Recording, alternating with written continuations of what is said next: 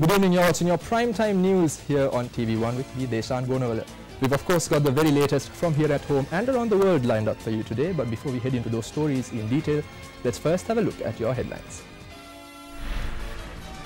President says the date has been fixed to impose the death penalty. Ministers Malik and Kabir express contradicting views about the visit to Oman. People take to the streets to voice their objection against the power cuts. PUCSL grants approval for private sector emergency power purchasing. මේ විදුලි අරබුදයක් නෙමෙයි. කොමිස් වල අරබුදයක් තියෙන්නේ. සිය මිලදී ගැනීම සඳහා tender නැහැ, මිල විමසීම් නැහැ. තියෙන එකකින් ගන්නවා. ඌ කියන ගානට ගන්නවා. More than 56,000 people in a number of districts affected due to dry weather. Malwata chapter presents an honorary title to Minister Sajid Premadasa.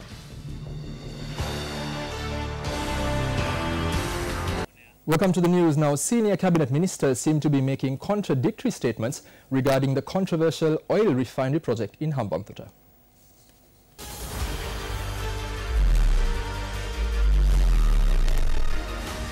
Last Sunday, the foundation stone was laid for the oil refinery project in the Mirijewal EPZ, claiming that it was the biggest foreign direct investment that has been attracted to the country. Minister Malik Samaravikrama, speaking in Parliament last Friday, said that he will be travelling to Oman along with Minister Kabir Hashim to discuss about the investment. Minister Kabir Hashim, however, had a different opinion. I previously mentioned that this proposal was revealed to everyone in the manner in which it was received by the BOI. The director of this company and the minister from the government of Oman even laid the foundation stone for this project. You were present as well. Now the Minister of Oman has invited Minister Kabir Hashim and Minister Malik Samaravikrama to Oman on the 4th of May. This discussion is about something else. We are going to discuss a cooperation between the CPC and the Ministry of Petroleum Resources Development. My officials are currently discussing with the Oman Ministry of Oil and Gas. We are looking at how the two governments can work together in the future. If there is a requirement, my officials will travel to Oman and I will follow. There were several contradictory views being expressed regarding the oil refinery project in the past as well. Deputy Minister Nalin Bandara, speaking at a media briefing, distinctly mentioned the project had an involvement of the Omani government. The Omani government rejected being involved in the project and there are no reports of a change of that stance. The main investor, as introduced by the government, was a controversial Indian political figure who said that he has only submitted a preliminary proposal to the Sri Lankan government to invest in the project but has not finalized any terms of the deal. Against such a backdrop, don't these contradictory statements made by the ministers further raise suspicions regarding this project? Volkswagen. The Oman refinery project is Volkswagen Part 2. An Omani official said that he was invited to attend the event. We were asked to invest 30%. He said it is still being discussed. What is this company? The cabinet approves a company by the name of Silver Park in 2016. However, the company has been registered in Singapore in 2017. A year before the company is established, this has been approved by the cabinet, thinking that such a company will be created in the future and that company will in the future invest in an oil refinery in Sri Lanka. Will this take place? The cabinet is being deceived through this. Wrong information has been provided, deceiving the cabinet led by the president. This is a major crisis with regard to the decisions of the government. This seems like we as a country are lying to the whole world about investments. This will reflect very negatively on the country. We would like it if FDIs come into the country, but they have to be fruitful. By developing our oil refinery, we can save at least 400 million, or we can generate it. We had taken steps to get approval for all the necessary plans. Why is that being left to a side, and why is there a program to construct a private oil refinery? There is no problem in private investments coming in, but we are leaving aside a project that can save 400 million and talking fairy tales. These are election-related fairy tales.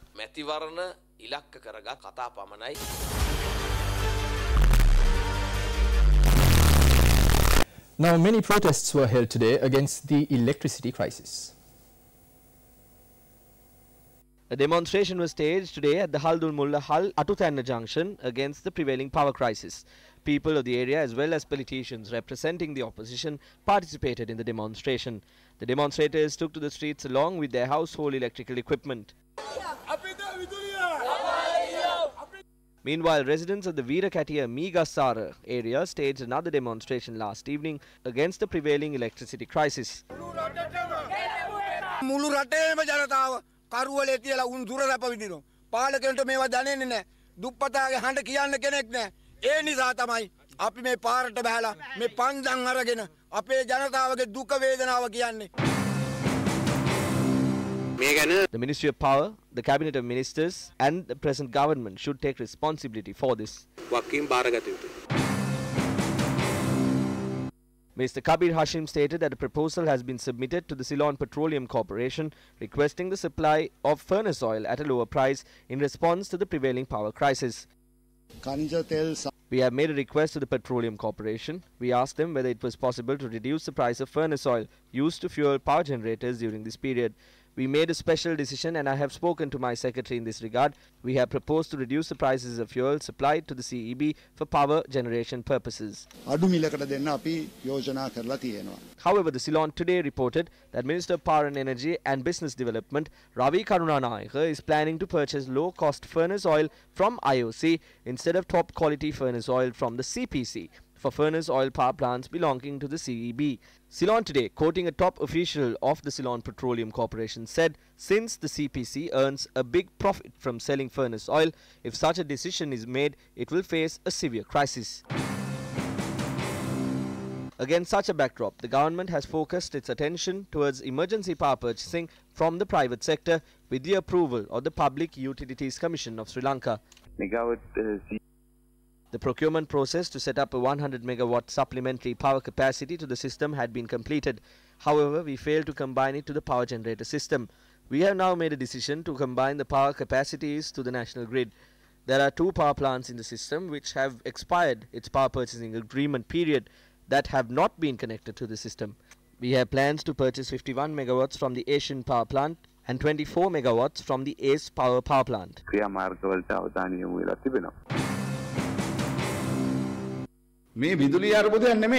This is not a power crisis, it is a crisis relating to commissions. Now they plan to bring in a ship with a power generation capacity of 100 megawatts, dock it at the harbour and obtain electricity. This ship could have been brought before. However, they waited for a power crisis to take place, as it is only then the commissions increase. There are no tender procedures for emergency power purchasing. Power will be purchased at any price the supplier requests for. 1 unit of power is 50 rupees. The CEB suffered a loss of 109 billion rupees last year. The budget only allocated 100 billion rupees for the education sector. This is how the country functions. Generally, there is a plan for power generation in the country and power plants must be constructed accordingly. As per the plan, 3 power plants were to be constructed in 2019. However, none have been constructed and the country will be compelled to purchase power for another 2 to 3 years. It is such a shame when educated individuals pray for rain instead of following power generation plans.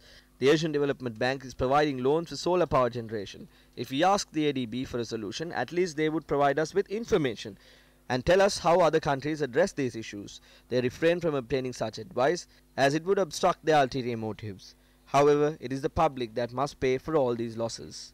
Now,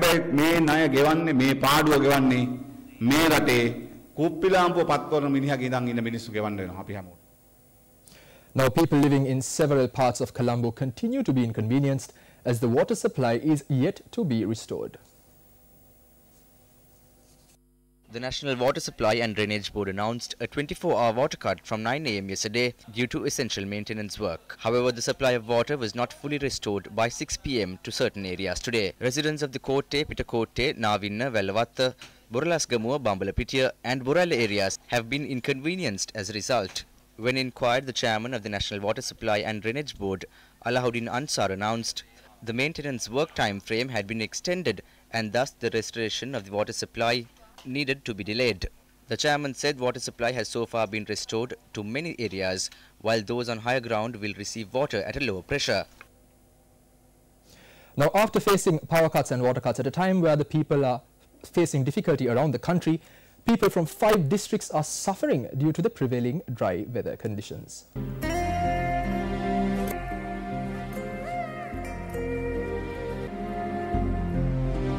This is how the prevailing dry weather has affected the Kilnotchi district. These are the farmland which were once a scenic beauty. Despite the hot sun, these villagers walk miles, hoping to get enough water to fulfill the needs of their children. We don't have water. We faint when we go to work in the hot sun. We have to try half an hour to get water from the tube well. How can we do it in the hot sun? Even the people who are slightly well off are being pushed to purchase water for a certain price. We have to purchase water now. The trees are dying, and if it continues, we will also die. We have been asking for water during the drought since 2015, but we have not received a solution. In addition, a number of areas, including Kopai Semmani in the Jaffna district, have also experienced the same fate. These visuals give us a clear picture of the dry weather that has affected the Jaffna district. Many crops cultivated with high hopes have been destroyed, dragging the people into more trouble. 5 to 10 rupees is spent to buy water. We get promises during the election, but no one comes when we suffer. It is our own people who are affected in our own country. It is everyone's responsibility to provide relief to these people before the situation worsens. Now, Deputy Leader of the United National Party, Minister Sajith Premadasa, was awarded with the special honorary title of Shasana Deepana Abhimani Sri Lanka Janaranjana by the Malwatu chapter of the Siam sect.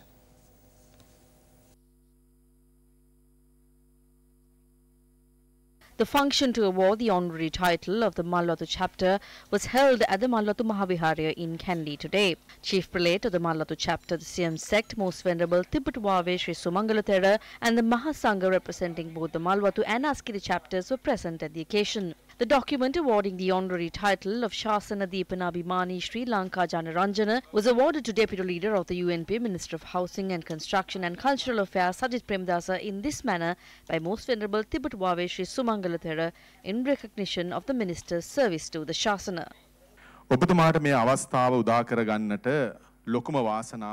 The reason why you were able to get this opportunity is your dear late father, the second executive president of Sri Lanka, Ranasinghe Premadasa, and your beloved mother, Madam Hema Premadasa. You travel on their footsteps. There are always challenges. As politicians, you must face them and move towards your target.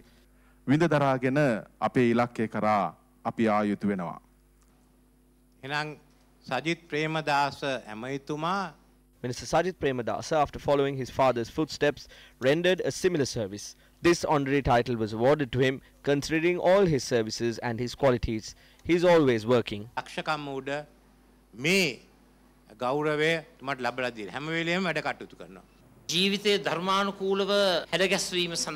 would like to remember the influence that I got from my father in aligning life according to the Dhamma.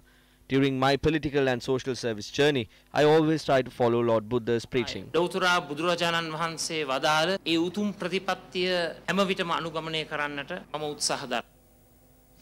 still in your local news, a stock of over 769 kilograms of drugs seized by security forces is to be destroyed publicly tomorrow in the presence of President Maithripala Sirisena and all media. Meanwhile, a rally to eradicate drugs from the country was held in Mattakuliya this afternoon under the auspices of the President. Several rallies led by religious leaders of all faiths arrived from Modara, Vattala and Grand Pass areas. After the rallies converged at the Vistvai grounds in Mattakuliya, a special public meeting was held with the participation of President Maithripala Sirisena and Prime Minister Ranil Wickremesinghe. It is true that various programs were carried out regarding drugs. However, none of the previous governments have carried out drug prevention programs like ours. That is why the society has been deteriorated with drugs. It has been 3 months since I took over the police. During this period, we have observed a great enthusiasm in all those who work in the police department, including STF and the Narcotics Bureau. When compared to previous years, drug dealers can topple governments and make governments. They bring in their favoured politicians to power and get rid of those whom they do not like. I took over this knowing very well how it operates. Today we have got the support of the people. We will implement the death penalty and we have already decided the dates. In order to build a better society, a country should have a strong set of laws and they need to be implemented, and there should be punishments and they should be implemented. That event, of course, was graced by His Eminence Malcolm Cardinal Ranjith as well. Now, in more local news, police have decided to seek assistance from the intelligence units to investigate the satellite phones and the mobile phones seized from an Iranian vessel in the southern seas. Police said that steps have been taken to conduct a thorough investigation on the calls received and the calls taken from the satellite phone. Police expects to identify the Sri Lankan drug smuggler involved in the incident. It was revealed during interrogations that the racket was carried out by an Iranian national currently residing in Pakistan. It was also revealed that this racket has been carried out for a long period of time. The 9 Iranians who were arrested will be further remanded until the 5th of next month. Now, addressing an event in Udunura, UPFA parliamentarian Mahindananda Aludgamage expressed these views on the upcoming elections. Surely there will be a presidential election this year. Ranil Wickremesinghe will be the candidate of the United National Party. There is no doubt about it. The SLFP says President Maithripala Sirisena will contest. We say that Gotabaya Rajapaksa will contest. Whatever said and done, the SLFP, SLPP and all leftist parties will sit at the same platform. Remember that Mahinda Rajapaksa, Gotabaya Rajapaksa and President Maithripala Sirisena will join hands and lead the next presidential election. Some say that the SLFP is trying to form a national government with Ranil. Those are lies. To cover up the bond scam, a Colombo district parliamentarian will be arrested within the next few days and statements will be recorded from the Prime Minister within the next few weeks. So they are trying to form a national government with the SLFP, fearing that they will also end up in courts. I firmly assure that neither President Maithripala Sirisena nor the SLFP will form a national government with the United National Party under any circumstance. Sri Lanka Nidahas Paksha ho Maithripala Sirisena Janathatuma monama hetuwakataවත් එක්සත් ජාතික පක්ෂත් එක්ක ජාතිකානුව හදන්නේ නැහැ. Now, the induction ceremony of the 25th President of the Bar Association of Sri Lanka was held in Colombo last evening. President's Council Kalinga Indathissa was inducted as the 25th President, while N.M. Pushpa Prabhash was inducted as the Secretary of the Bar Association of Sri Lanka for the years 2019-2020. Chief Justice Nalin Bandara, Solicitor General Attorney General Jayantha Jayasuriya, President of the Court of Appeal Yasantha Kodagoda, outgoing President of the Bar Association of Sri Lanka U.R. De Silva and several other dignitaries graced the induction ceremony. It is regrettable to note the influx of complaints against lawyers being reported on a regular basis. While some of these complaints are baseless and malicious, the majority of instances we come across consist of serious allegations of misconduct. Such misconduct massively tarnishes the reputation of the noble profession. We find that courts in the country are burdened on account of the large number of cases that are pending before them, often leading to delays. The reason why I am laying stress on this point is that socio-economically weaker citizens of our country can hardly afford litigation, as the cost of litigation is high and unaffordable to most of them. Since of late, there appears to be a trend of hurrying justice. We at the bar, too, and we do not certainly think that hurrying justice is a solution to the issue. As much as justice delayed may amount to justice denied, justice hurried could result in justice buried. We believe that a proper dialogue through consensus, consultation and compromise would help to identify the mechanism to increase public confidence in our system. The Bar Association holds the view that all law enforcement agencies must come under one umbrella to identify the measures and find solutions. It is a common complaint that some of our laws are outdated. During 2019 and 2020, the Bar Association of Sri Lanka will take the initiative to review all existing legislation and to make necessary recommendations for law reform. Following the event, leader of the opposition Mahinda Rajapaksa arrived to congratulate the newly elected President PC Kalinga Indathissa and the new board of the Bar Association of Sri Lanka. Now, the final rites of the wife of former Minister late Gamini Disanayake, Srimati Disanayake, will be carried out tomorrow. Remains are currently laid at the residence of Minister Navin Disanayake in Vijayarama. The wife of late Gamini Disanayake, Srimati Disanayake, passed away at the age of 76 at a private hospital last Friday. She is the mother of Minister Navin Disanayake, parliamentarian Mayantha Disanayake and Varani Disanayake. Ministers, MPs and several other dignitaries paid their final respects to her cortege. The final rites will be carried out at the Borala Police Public Cemetery tomorrow.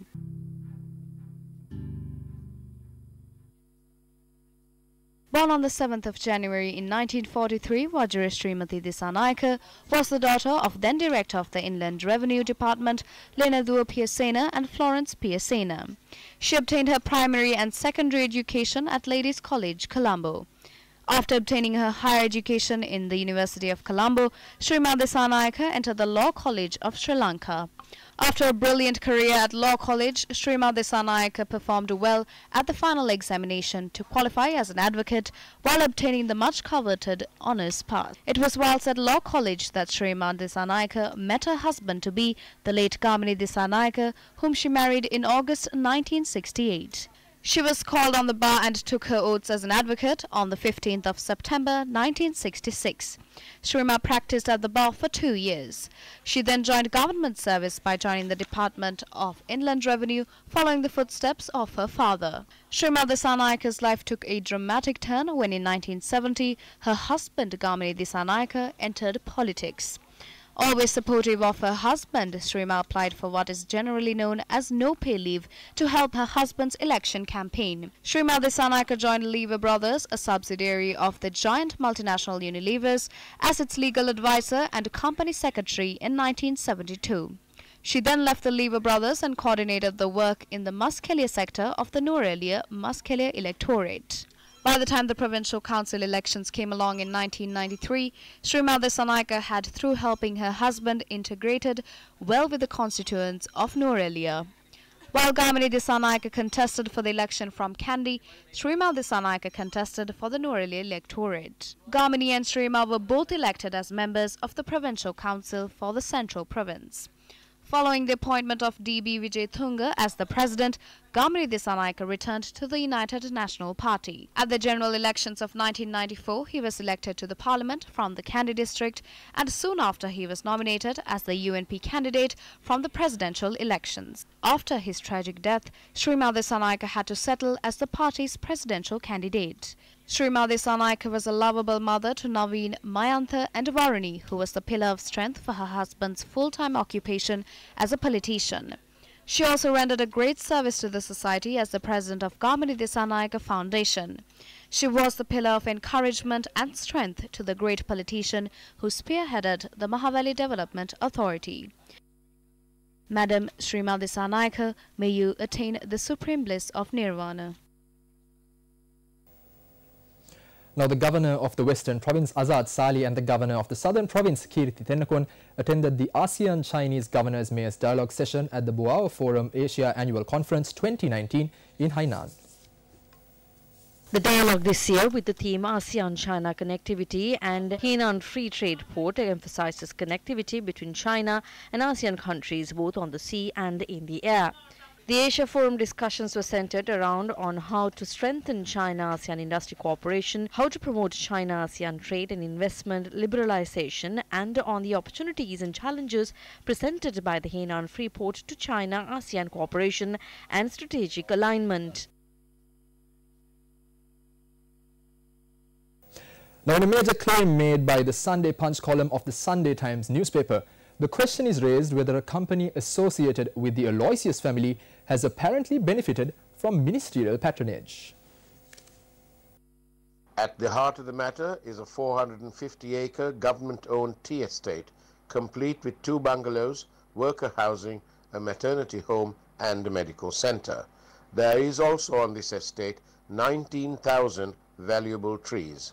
The Sunday Punch column asks if an entity known as Serendipity Plantations, said to have Jeffrey Aloysius as the chairman, had been granted a 30-year lease at the shocking sum of 8,000 rupees a month for the 450-acre estate in Kandapala. The tea estate, owned by the Plantation Ministry, had earlier been leased to a company called Mathurata Plantations, whilst the allegation is that Jeffrey Aloysius had obtained the particular estate via a sublease. It is alleged that the company had no right to sublet. This transaction is said to have taken place in September 2015, and the deal was inked by the UNP-held Ministry of Plantations and Jeffrey Aloysius. Perhaps the UNP-controlled ministry would wish to clarify matters, bearing in mind the growing distrust the people have with various aspects of governance. It is clear that the winds of impunity are carrying forward a favoured few at the expense of the long-suffering many. The entire central bank bond affair came to light in March 2015. Subsequent events have revealed the treachery with which the people's hard-earned monies had been appropriated in order that a company chaired by Jeffrey Aloysius would receive sensitive information that resulted in market manipulation and the creation of significant and unusual profit for a company that was new to the business. By September 2015, when this plantation is alleged to have been leased to Jeffrey Aloysius and or his company, the name Aloysius was the centerpiece of the so-called Bondgate affair. It is a shocking testament that the government of Sri Lanka, led by the United National Party, cared little for the people's wishes and the people's concerns, and continued to offer political patronage to Jeffrey Aloysius, his family, and his companies. Unfortunately for the people of Sri Lanka, land appears to be a favorite giveaway on the back of fancy, so-called high-value international investment projects. The people of Sri Lanka will recall by now the infamous Volkswagen factory project, where once again land was issued for what now turns out to be a bogus project.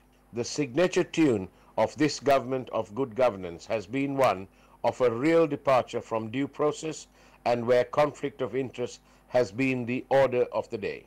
The question arises why the international community maintains a deafening silence on these allegations of rampant corruption.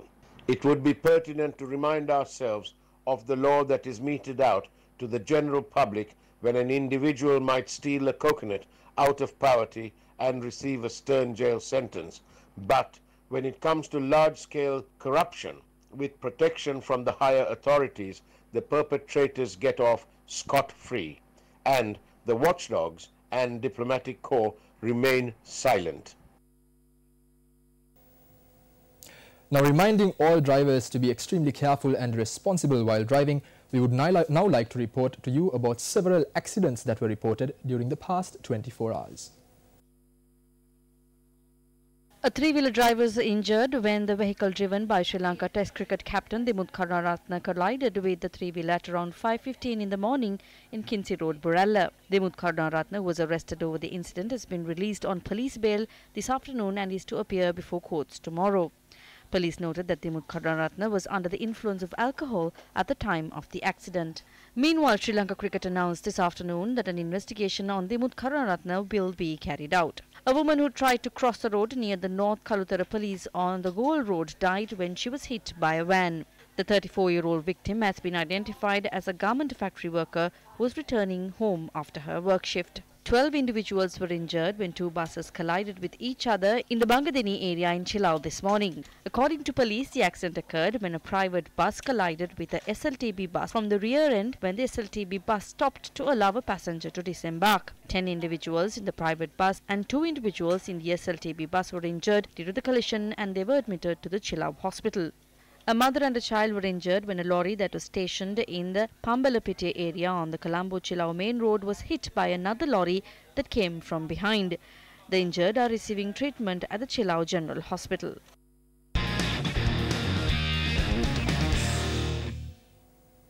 Now, over in your sports news, last evening was an exciting weekend filled with one of the most anticipated schools rugby encounters. Let's have a look. St. Peter's College defeated Royal College 12 points to 8 and ended Royal's unbeaten run in the Inter-School Rugby League and regained the BC Ange Trophy after a lapse of 6 years in a thrilling encounter at Bambalapitiya last evening. At the clash of the unbeaten teams last evening at Havelock Park, St. Joseph's College emerged victorious 18 points to 17, thus ending Isipathana's unbeaten run. The Josephians are on a rollercoaster ride this season as they have won 5 back-to-back games in the top division, which is a historic feat in their 64-year rugby history. Wesley College survived a spirited comeback by St. Thomas's College at Mount Lavinia last evening and regained the Sir Oliver Gunathilaka Memorial Shield, winning by a narrow margin of 2 points. Final score: St. Thomas's 24, Wesley 26.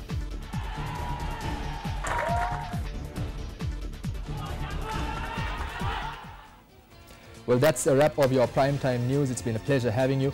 I've been Deshan Gonal for the News First team. Don't forget, you can also stay updated on the very latest on our award-winning website www.newsfirst.lk. Good night.